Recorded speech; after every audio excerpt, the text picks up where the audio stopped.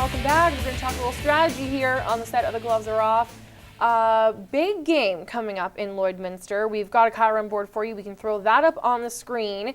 We're calling this one Blackout the Bandits.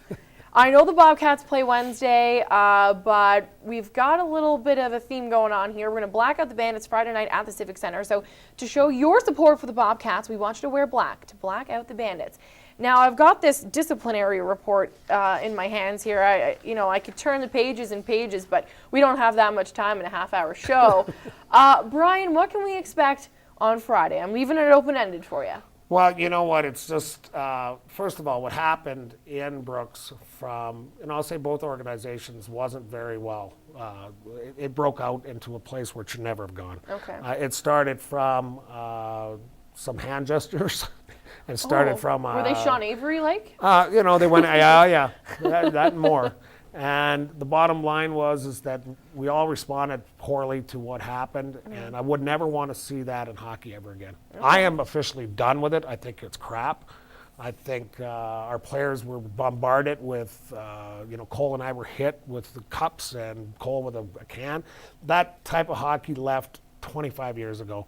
And that ruined for the town of Brooks, who I think is a great town, and 7 or 8 people ruined it and put a bad mark on their town for what happened there. But now coming into this game, there's going to be 2 referees. George is going to be here. I hope that from our perspective that we play the kind of hockey we can play, and we'll play very physical and hard work in the whole game, and wherever it goes, but we're staying out of the rest of that stuff. I'm done officially. Rob, you probably heard a lot about the game and obviously had a chance to look at this disciplinary report. What are you looking forward to about Friday? Well, I was looking forward to the master of charades being there. I mean, one word sounds like 2 syllables. It's going to be awesome is what it's going to be. I'm very much looking forward to it. I know that so many times something like what will happen down in Brooks will lead to another matchup, and there's almost a letdown almost, but you don't want to say a letdown because you don't want to see what happened in Brooks again.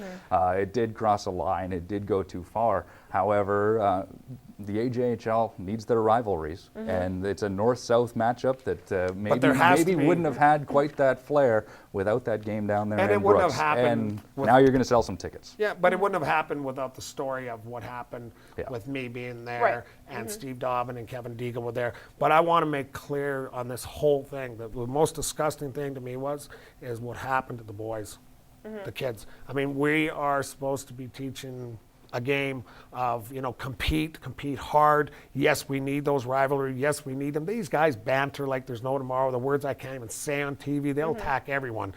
But it stops right there. It doesn't carry over to a goaltender being attacked and that kind of stuff.